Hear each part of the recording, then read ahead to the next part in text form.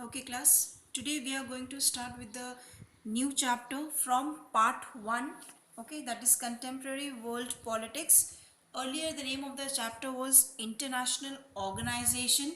Okay, but according to the new revised syllabus, which is there, the name of the chapter is your International Organization in United Nations and its organization. Okay, in this chapter, the new things that we are going to learn is regarding the evolution of the United Nation. Okay, particularly regarding the United Nation, what are its different organs.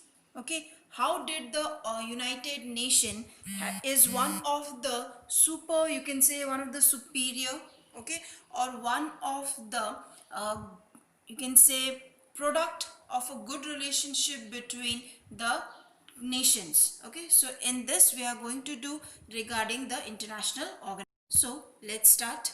The first thing that comes is, why are we in a need of international organizations? Why there is a need when it comes to an international organization?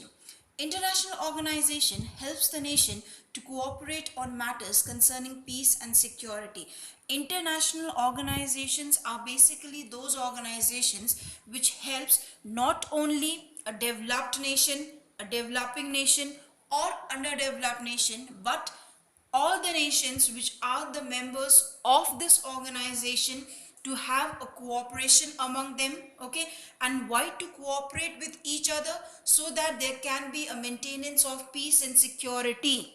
And once there is establishment of peace and security among the nations in the world, then there will be much more peace, much more justice that can be prevailed. Okay, as well as it is not just about concerning or maintaining of the peace and security, but as well as they provide the platform to develop the multilateral cooperation. Multilateral cooperation means the relationship between, whether it is on the basis of the economic policy, whether it is on the basis of a political issues. Okay, everything can be cooperated among the nations or in between the nations, so that they will cooperate with each other and in need.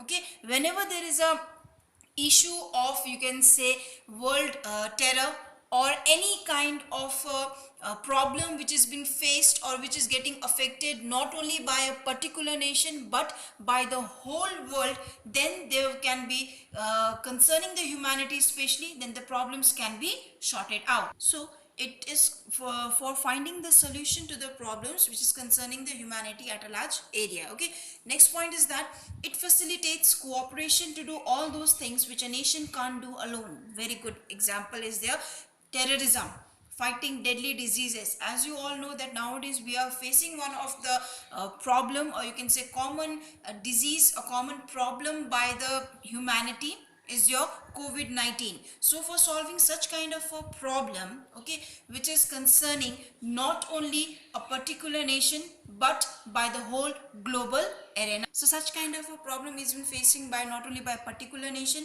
but by the whole world. So but for solving such kind of a problem also, an international organization is in a very much need.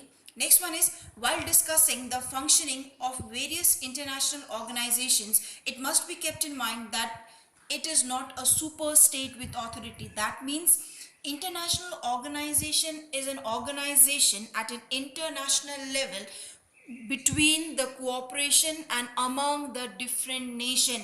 There is not a superior priority that whatever decision that will be taken by the international organization has to be, or the other nation members are bound to accept that decision. Okay, it is not regarding the super state with authority, but it is regarding, or it is regarding the different states which has came together.